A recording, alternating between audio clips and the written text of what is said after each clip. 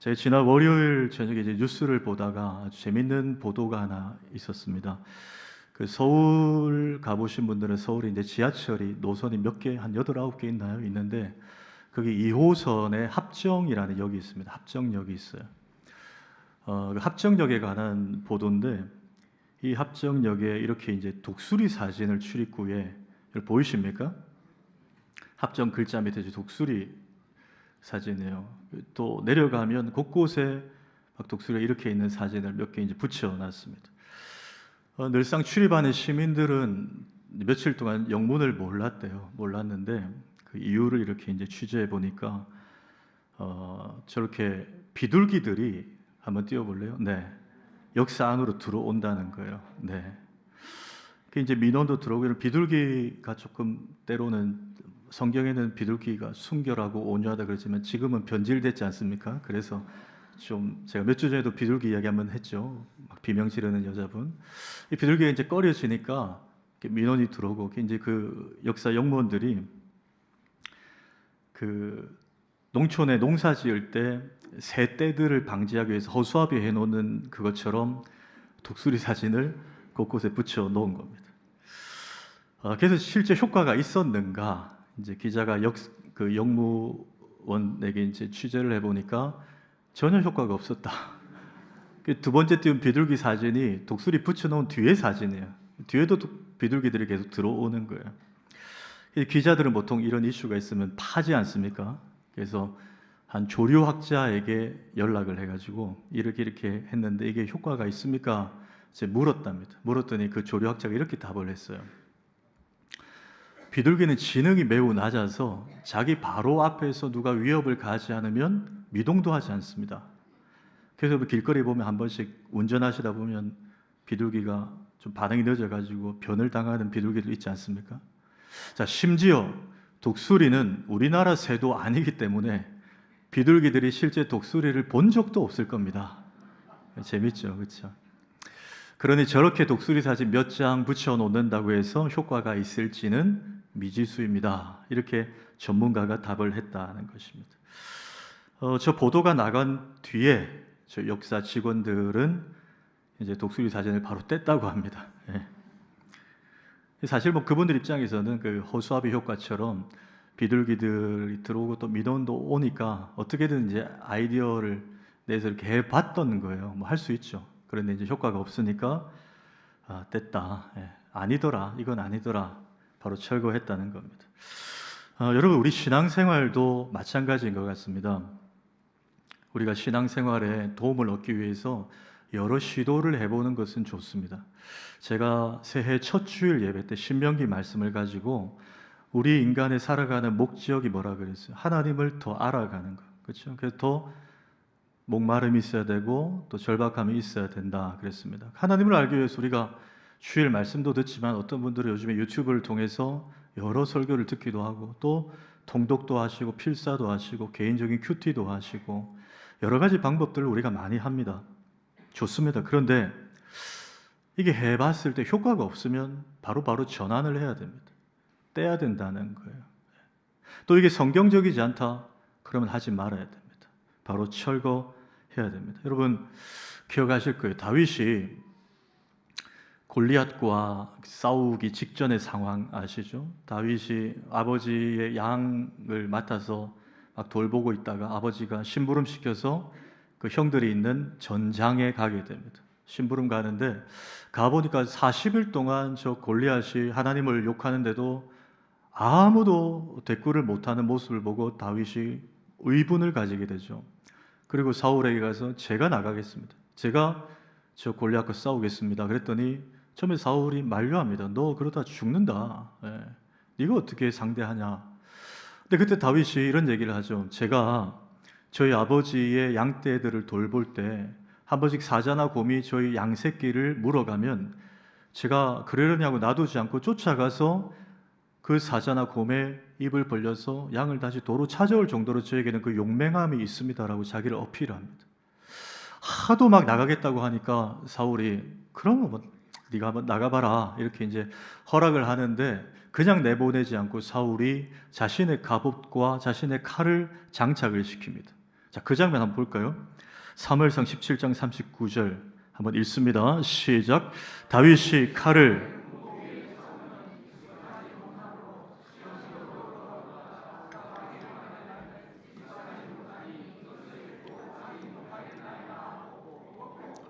네, 안 맞다는 거예요. 지금 다윗에게. 그렇죠? 안 맞는 겁니다.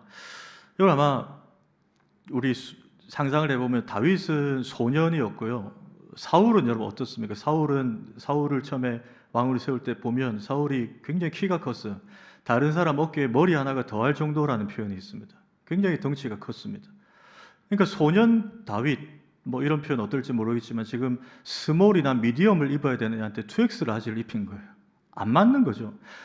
아마 주변에서 골리앗과 상대하려면 저 정도는 입어야 된다라고 막 말들 했을 거예요. 저 두톤 갑옷 정도는 입어야 그래도 좀 버티지 않겠냐는 거예요. 근데 만약에 다윗이 억지로라도 저렇게 입고 나갔다면 동작이 굼떠가지고 아마 밟혔을 겁니다. 더 상해를 입었을 겁니다. 맞지 않으니까 벗어 던진 거예요. 영적인 메시지가 있죠. 시도해보고 아니면 바꿔야 된다는 거예요. 전환해야 된다. 성경적이지 않고 복음의 정신이 아니면 바꿔야 된다는 것입니다. 자, 오늘 본문 예수님께서 당시 하나님을 나는 굉장히 잘 믿고 있다고 생각했던 종교인들에게 하신 말씀입니다. 그런데 예수님이 딱 보니까 그거 아니라는 거예요. 너희들이 지금 해왔던 신앙생활 문제 많다는 거예요. 떼야 될 사진이 많다는 거예요. 벗어야 될 옷이 많다는 것입니다. 지금 그 맥락에서 오늘 본문을 보셔야 됩니다. 자, 다시 한번 6절 다시 읽습니다. 시작. 너는 기도할 때에 내 골방에 들어가 문을 닫고 은밀한 중에 계신 내 아버지께 기도하라. 은밀한 중에 보시는 내 아버지께서 갚으시리라. 여러분, 이 말씀은 그들이 이렇게 기도하지 않았다는 것입니다. 그렇죠? 이렇게 신앙생활 하지 않았다는 거예요. 골방에 들어가서 은밀한 중에 보시는 하나님만 의식해서 이렇게 하지 않았다. 그럼 어떻게 했다는 거죠? 이들의 그동안의 잘못된 신앙의 행위를 한번 보십시오. 앞에 5절. 너희는 기도할 때에 외식하는 자와 같이 하지 말라. 이 말은 외식했다는 거예요. 그렇죠? 그들은 사람에게 보이려고 회당과 큰 거리 어귀에 서서 기도하기를 좋아하느니라. 사람에게 보이려고 그동안 이렇게 했다는 거예요. 예수님께서 그거 아니다. 그 사진 떼라. 그 옷을 벗으라. 오늘 그 맥락에서 하신 말씀입니다. 전 특별히 오늘 6절 한 절 말씀을 한 주간 묵상하면서 하나의 의문이 생겼습니다. 오늘 제목 그대로 왜 문을 닫고라는 말씀을 굳이 하셨을까 하는 거예요. 그냥 예수님 이렇게 말씀하셔도 되거든요. 너희들 이제 그렇게 기도하지 말고 길거리에서 그렇게 하지 말고 집에 들어가서 기도할 때는 또 찬양할 때는 좀 집에 들어가서 조용히 임재 가운데 임하신 하나님을 경험해. 그냥 이런 표현 정도 하셔도 됩니다. 그런데 오늘 본문에 아주 구체적으로 방에 들어가서 문을 닫고라고 말씀을 하셨다는 거예요. 자, 그렇다면 왜 주님은 문을 닫으라고 하셨을까? 이 관점으로 오늘 두 가지 메시지를 한번 얻고 적용해 보기 원합니다. 첫째, 왜 문을 닫으라고 하셨을까? 하나님만 아시면 되니까. 이게 답입니다. 하나님만 아시면 되니까. 제가 종종 말씀을 드립니다만 성경 오늘같이 이제 한 절 본문을 묵상할 때는 그 앞에 어떤 내용이 있었는가를 같이 이렇게 쭉 읽어 흐름을 봐야 한다 그랬습니다. 자, 오늘 바로 본문 앞에, 그러니까 6장 서두에 예수님이 뭐라고 말씀하셨는가 1, 2, 3절만 순차적으로 보면 1절에 예수님이 이렇게 설교하고 계셨어요. 사람에게 보이려고 그들 앞에서 너희 의를 행하지 않도록 주의해라. 사람에게, 아니 띄워놔 주십시오. 저보다 앞서가지 마세요. 1절 띄워놔 주세요. 네. 사람에게 보이려고, 네. 사람에게 보이려고, 네. 요 관점입니다. 그다음 두 번째 2절. 그러므로 구제할 때에 외식하는 자가 사람에게서 영광을 받으려고. 비슷한 맥락이죠. 사람이 포커스였다는 거예요. 그 다음에 3절. 너는 구제할 때에 오른손이 하는 것을 왼손이 모르게 하여. 철저하게 사람에게 있는 포커스를 가져오는 말씀을 예수님이 지금 설교하고 계셨어요. 사람들 모르게 티 안 나게 하라는 거예요. 구제도, 의로운 일도, 기도도, 신앙생활도 사람들 의식해서 하지 말라는 그 설교를 지금 예수님 하고 계셨어요. 그러니까 사람들이 인정하고 알아주고 칭찬하는 그의 연연해서 신앙생활 하지 말라는 주제의 설교를 예수님이 지금 하고 계셨던 흐름입니다. 그런데 오늘 본문 6절에서 이 말씀을 이어서 방문에 들어가 문을 닫고 문을 닫으라 하는 거예요.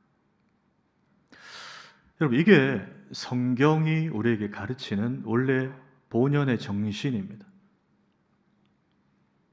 우리가 솔직히 한번 우리 신앙생활을 좀 짚어보면 어떻습니까? 이게 점점 훼손되지 않나요? 변질되고 있지 않습니까? 오른손이 하는 거 왼손이 모르게 우리 하고 있습니까? 그렇지 않을 때 있죠. 누가 좀 알아주길 원하는. 오른손이 하는 걸 왼손이 모르게가 아니고 왼쪽 발가락까지 알 정도로 우리가 그렇게 할 때가 있어요. 그거 알아주지 않으면 막 상처가 되고. 우리가 여러분 말만 성경으로 돌아가자 이렇게 슬로건을 걸 때가 많습니다. 그런데 우리가 설교를 들으며 말씀 묵상하면서 정말 성경에서 벗어난 것이 있으면 돌아가야 돼요. 동의하시면 아멘 하십시오. 그게 진짜 돌아가는 거예요.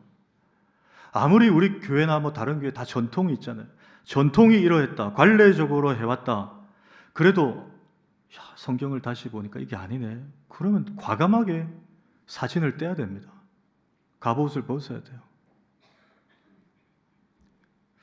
예를 하나 들어볼게요. 여러분, 저도 뭐 다른 교회들 사역도 해봤고 다른 교회 이렇게 방문해봤지만 주보마다 보면요, 사람 이름이 너무 여러분 많다고 느끼지 않습니까? 사람 이름, 뭐 어떤 용도로든지 교회들마다 사람 이름이 너무 많아요. 주보에 사람 이름이 혹 잘못되거나 또 빠지거나 하면 그게 굉장히 본질이 돼버리고, 또 누구 이름이 먼저 앞에 와야 되느냐, 그것 때문에 여러분 우리 에너지를 소모할 때도 있어요. 그냥 연말 연초에 임명 한번 하고 그냥 넘어가면 되지 않습니까? 매주일 이렇게 막 뭐가 나와야 되느냐, 우리가 한번 성경적으로 고민해 봐야 됩니다. 다른 방법이 없을까? 이게 여러분 모르겠습니까? 다 알겠죠. 그렇죠? 다 아는 거예요. 그럼 못하는 분들은 또 드러나는 거예요. 제가 실제 최근에 어느 교회 다녔던 분에게 실제로 제가 들었던 얘기는, 그 교회 다니다가 오신 분인데, 우리들은 가령 절기헌금을 하잖아요. 추수감사절 뭐 이런 감사절 같이 절기헌금 종종 합니다. 하는데 우리 교회 같은 경우는 그 이름을 지정부에서 늘 수백 명을 다 쓸 수 없으니까 담임 목사 이름 내고 담임 목사 외 뭐 400명 이런 식으로 하죠. 절기헌금만큼 그렇게 합니다. 근데 그 교회는 금액적으로 제일 많이 한 사람 이름을 낸다는 거예요. 내고 그 외 몇 명. 일부 때는 막 놀라시던데, 우리 성도님들은 주무시는 거 아니시죠? 예. 에이, 막 진짜요? 막 그런 표정이었어요. 진짜예요. 그래서 절기 때 앞에 그 이름이 바뀌면 교인들이 어떤 생각을 하느냐, 어떤 말이 나오느냐, 이번에는 그 집사가 더 많이 했는가 보네. 그러니까 포커스가 누가 더 많이 했냐, 이게 이슈가 되는 거예요. 근데 이게 제가 정말 그래서 물었습니다. 그러면 그 목사님이나 당회가 그걸 용인하고 있다는 거냐, 수십 년 동안. 그래서 이제 목사님이 몇 년 전에 새로 바뀌어서 이걸 바꾸려고 했는데, 앞에 목사님 때부터 이게 해왔던 거라는 그 전통 때문에 교인들이 다 반발해서 못 바꾸고 있다는 거예요. 그냥 그대로 여러분, 전통이 진리가 된 교회들이 많습니다. 성경이 진리가 아니고 전통과 관례가 성경보다 우위를 점하고 있는 교회들이 실제로 있어요. 여러분, 하나만 생각하십시오. 과연 이 시대에 예수님이 그걸 보시고 뭐라고 생각하셨을까요? 오늘 이런 설교를 하시는 예수님이 우리가 이 말씀이 맞다고 아멘까지 하고 이 말씀이 진리라고 우리가 이거대로 살아야지 하는 교회와 교인들이 예수님이 이걸 보시고 뭐라고 하셨을까라는 관점을 한번 생각해 보시자고요. 그럼 여러분 다 뜯어 고쳐야 돼요. 근데 우리가 자꾸 그걸 패싱합니다. 그냥 교회 전통이 이러니까. 교회 어른들이 이걸 원하시니까 여기 우리 관심이 다 가 있는 거예요. 성경은 그 다음으로 돼버리는 거죠. 여러분, 예수님이 어떻게 생각하셨을까라는 관점을 잘 보여주는 성경의 사건이 사도행전 5장의 아나니아와 삽비라 이야기죠. 여러분 다 아시잖아요. 사실 그들의 초심은 좋았습니다.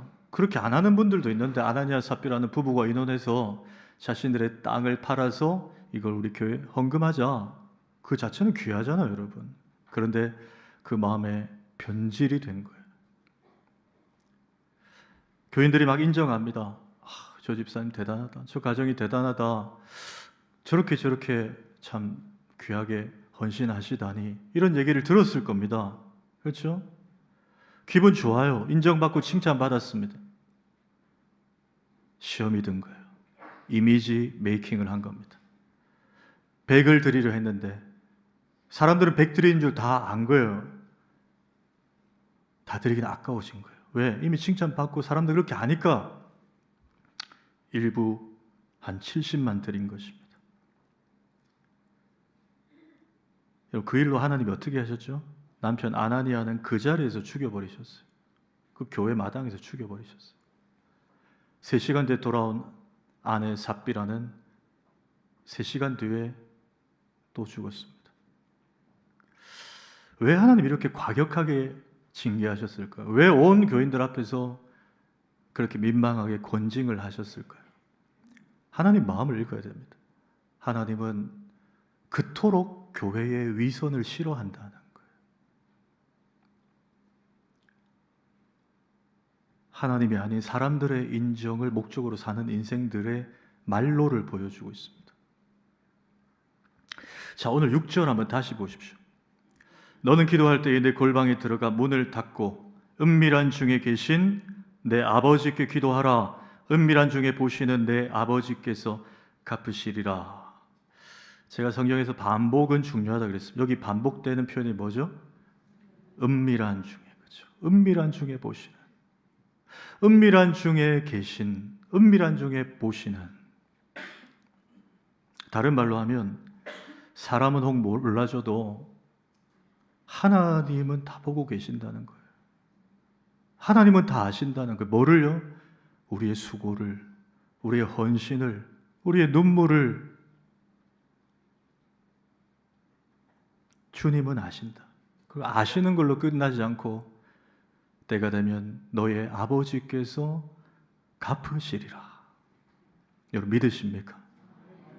한번 따라 하십시다. 주님만 아시면 족합니다. 주님만 아시면 족합니다, 여러분. 주님만 아시면.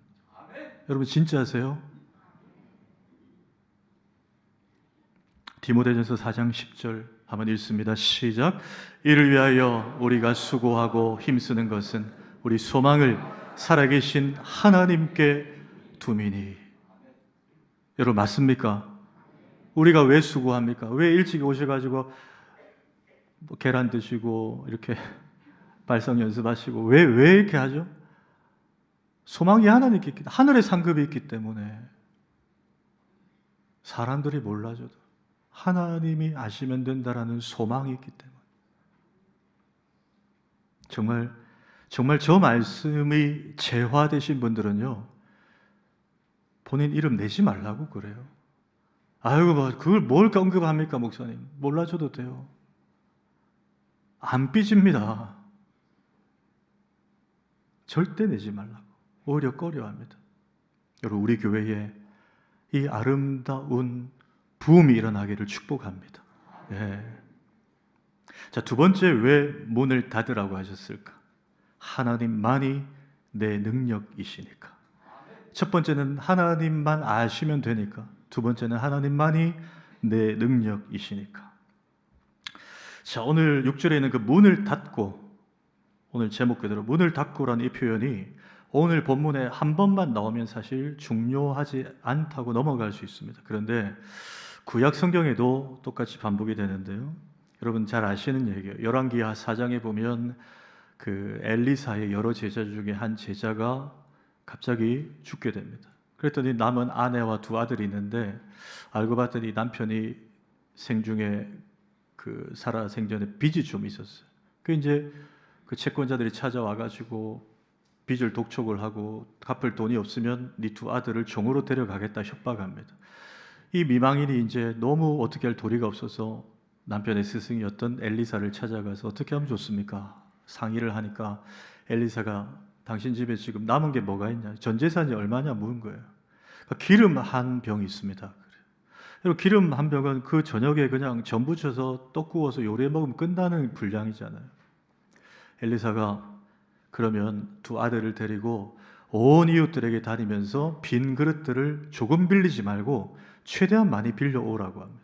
그 이제 빌려왔어요. 빌려왔더니 엘리사가 그 여인에게 그럼 이렇게 하라고 합니다. 열왕기하 4장 4절에 한번 읽습니다. 시작. 너는 내 두 아들과 함께 들어가서 문을 닫고 그 모든 그릇에 기름을 부어서 차는 대로 옮겨 놓으라 하니라. 예, 여기도 나오죠. 문을 닫으라는 거예요. 왜 이렇게 했을까요? 영적 의미가 뭐죠? 추워서 바람 들어오니까 아니에요. 두 아들 데리고 들어가서 문을 닫고 이제 뭘 보라는 거예요? 이곳에 임재하신 하나님의 능력을 보고 오롯이 집중하라는 것입니다. 그럼 문을 닫아야 하나님의 음성이 들립니다. 문을 닫아야 하나님께 집중할 수 있어요. 여러분 기도할 때 눈 뜨고 기도해 보십시오. 이 말의 의미를 압니다. 눈을 감을 때 오롯이 하나님께 집중할 수 있게 돼요. 하나님의 능력을 온전히 경험하라는 것입니다. 그게 문을 닫으라는 의미예요. 얼마 전에 벌써 몇 해 됐죠. 별세하신 이어령 박사님의 그 어머니를 위한 6가지 은유라는 책이 있습니다. 여기에 보면 이 박사님이 낙타와 선인장을 빗대어서 교훈을 하셨는데 제가 한번 읽어볼게요. 사막에서 살아가려면 물을 밖에서 구하려 해서는 안 될 것이다.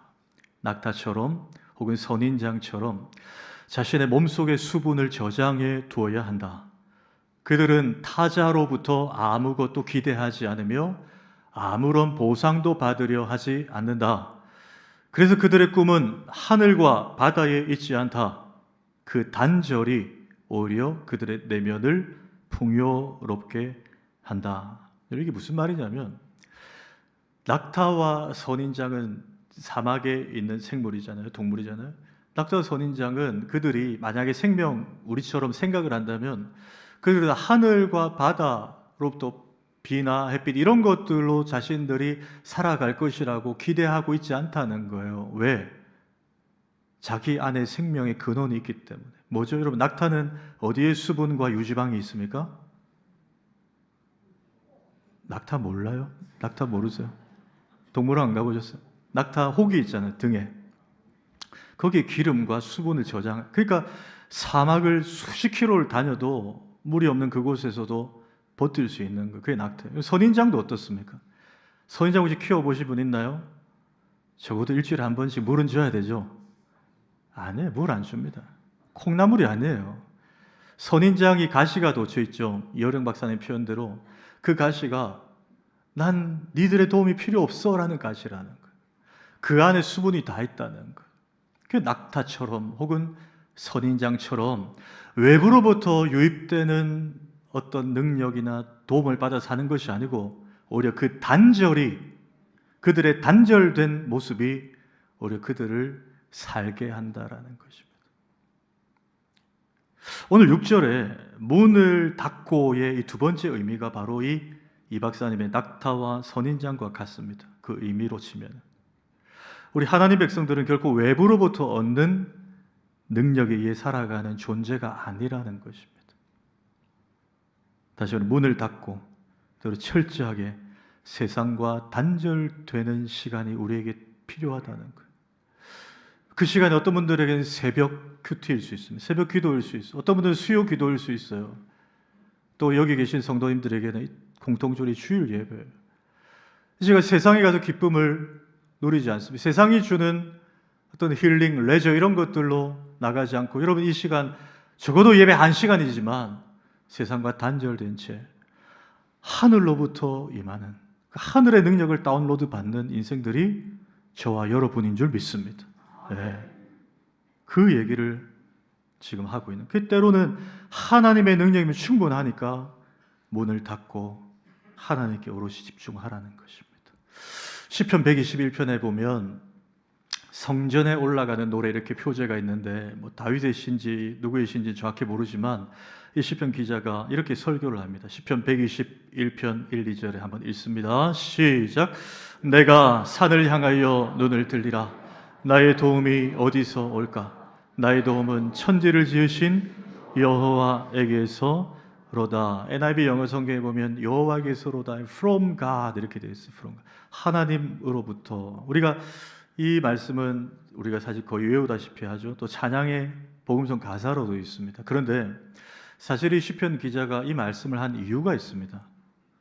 그냥 이렇게 찬양만 하기 위함이 아니에요. 뭔가 메시지가 있었어요. 왜냐?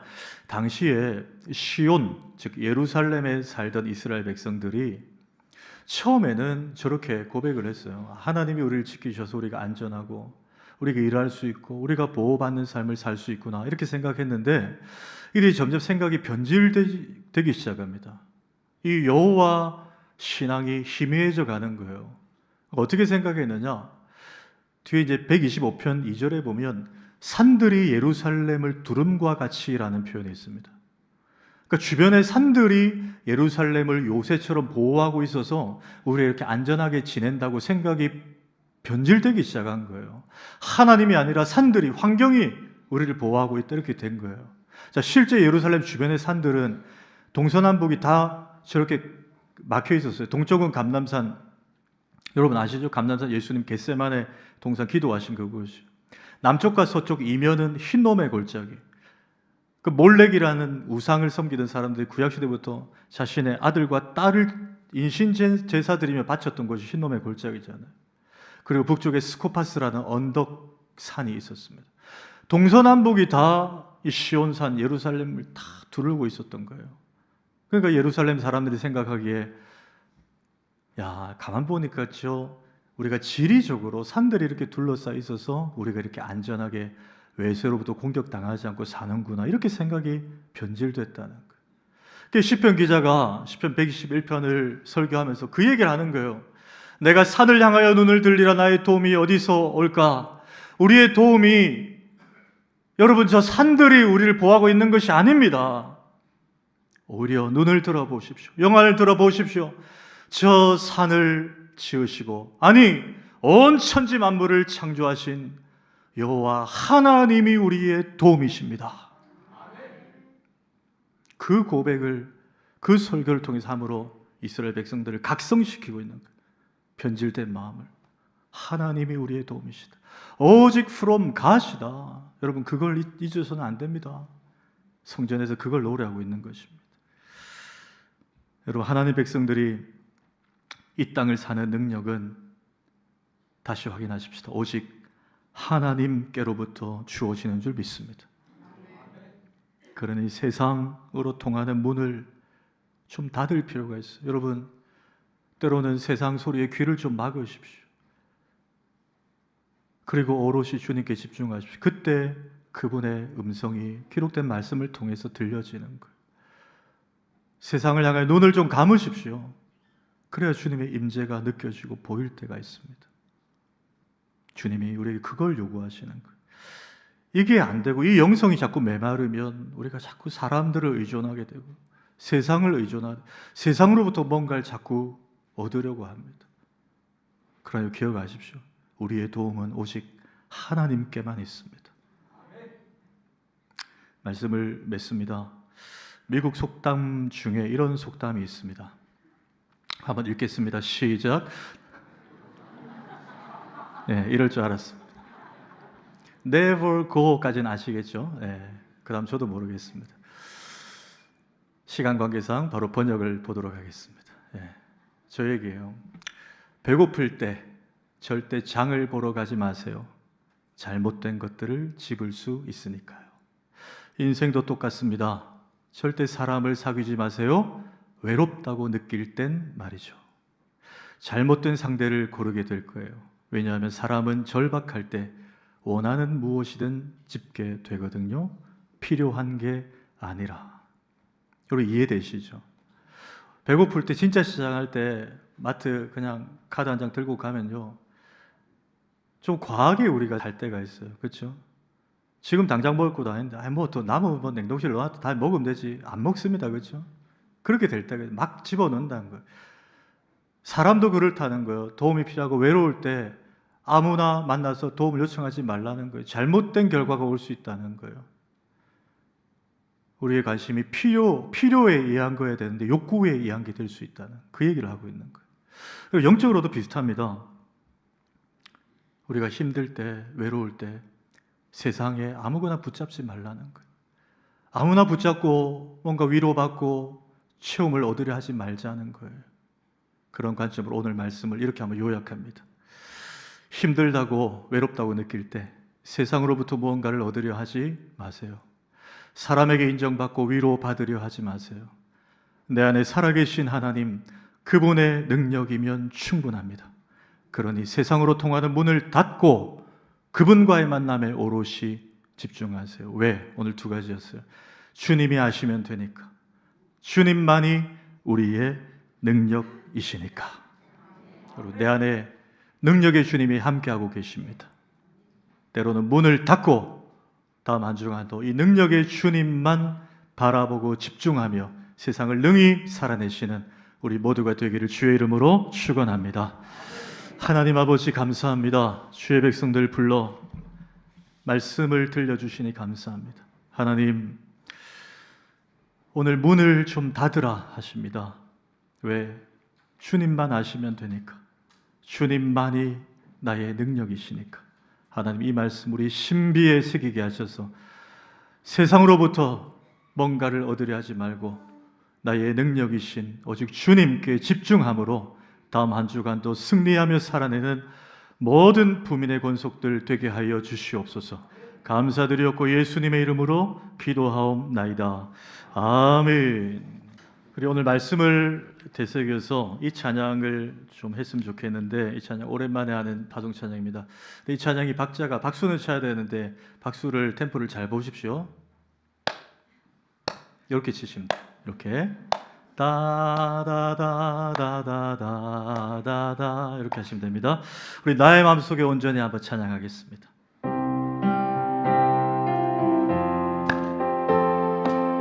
우리 손뼉 치시면서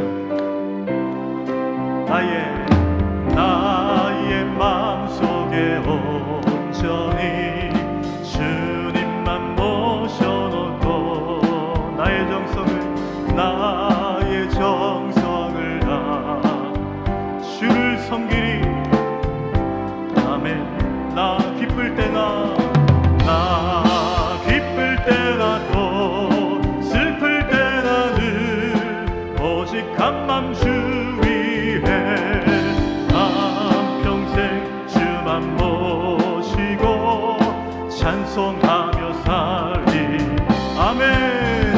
주는 나의 큰 능력, 주는 나의 큰 소망, 내가 항상 영원 주님만을 섬기리. 이 절 항상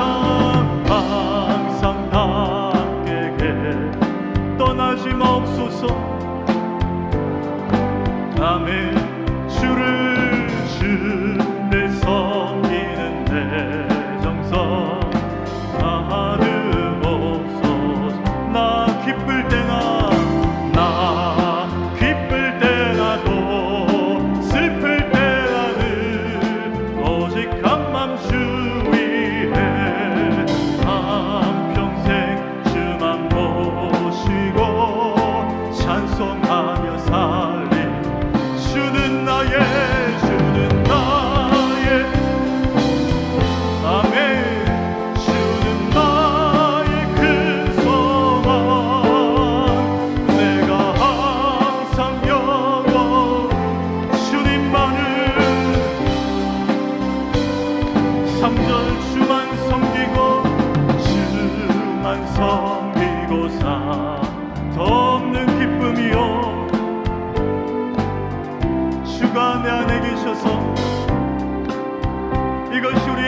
고백입니다. 동거함이라 아멘.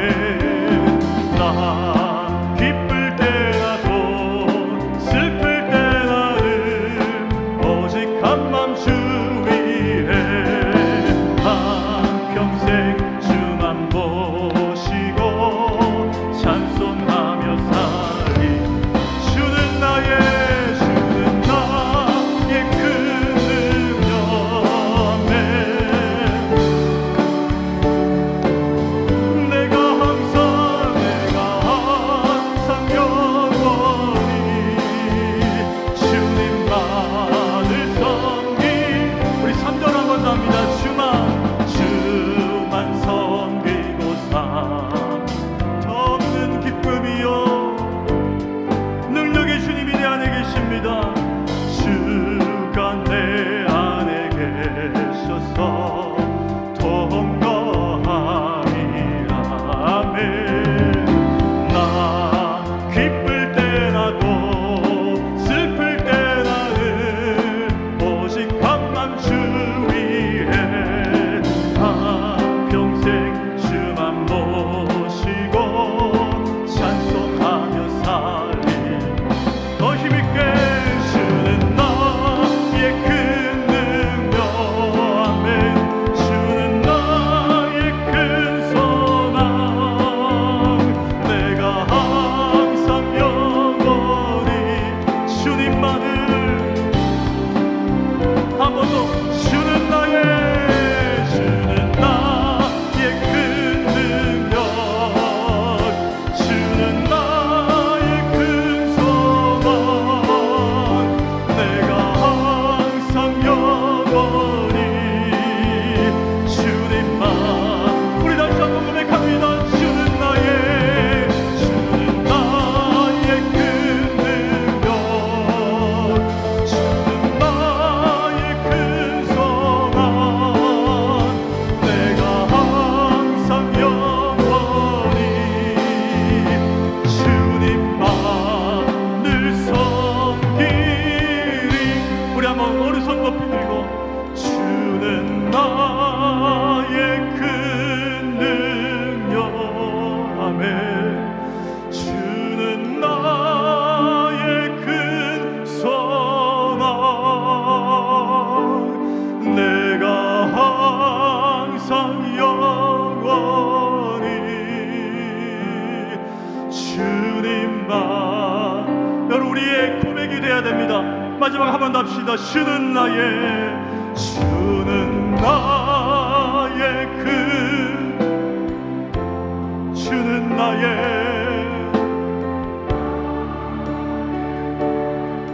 아멘. 내가 항상 영원히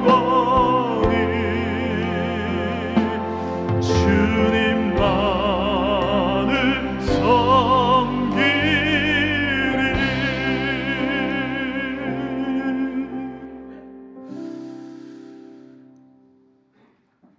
우리 주 예수 그리스도의 은혜와 하나님 아버지의 변함이 없으신 사랑과 성령 하나님의 늘 함께 하시는 능력과 은혜가 때로는 세상으로 통하는 문을 닫고 주님만 아시면 되니까, 주님만이 내 능력이시니까 이 믿음으로 남은 생에 살아내기를 소망하는 모든 주의 백성들의 머리 위에 항상 함께 있을지어다. 아멘.